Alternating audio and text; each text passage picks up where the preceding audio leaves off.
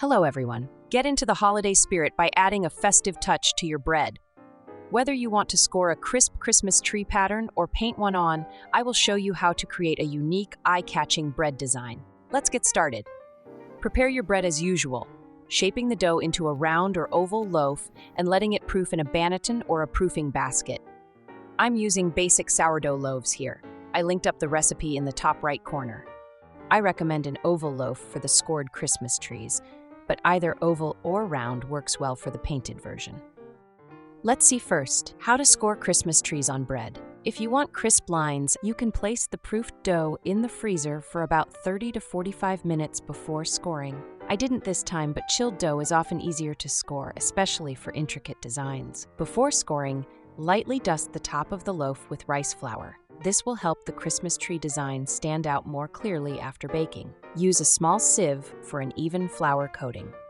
Using your bread lame or sharp knife, score the outline of the Christmas tree. For a 12-inch, 30-centimeter oval loaf, you can score 3 to 4 Christmas tree outlines.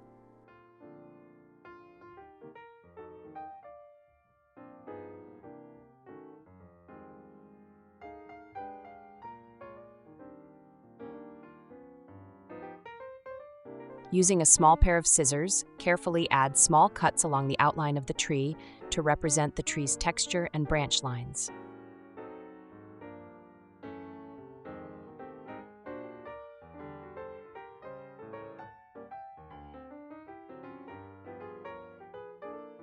Make a few vertical cuts on each tree.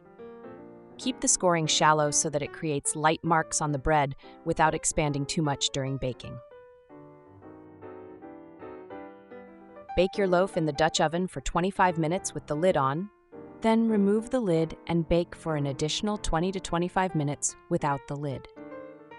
The Christmas tree design will open up slightly during baking, and the flour coating will make the tree stand out beautifully.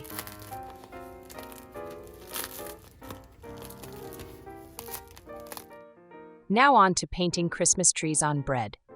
Just like with scoring, lightly dust the top of the loaf with rice flour. This will help the Christmas tree design pop more after baking. Mix the green food coloring with a little bit of white until you get a green color that you like. Dip the back of a plastic fork into the green food coloring. Press and drag the fork from the middle of the loaf to the edge to create the tree branches. Use a darker green, brown, or black oil-based food coloring to create the tree trunk. Use a small brush dipped in yellow oil-based food coloring to paint a star on top of the tree. Score the dough on each side with a sharp knife or blade to allow for controlled expansion during baking. That way your design will remain intact. Bake your loaf in the Dutch oven as usual. Once done, you'll have a beautiful festive green Christmas tree design on your bread.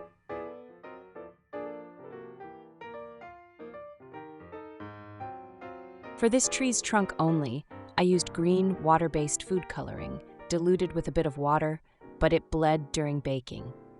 So I recommend using oil-based colors since they don't bleed during baking and provide a cleaner finish, like you can see on the rest of the Christmas tree or on this other loaf.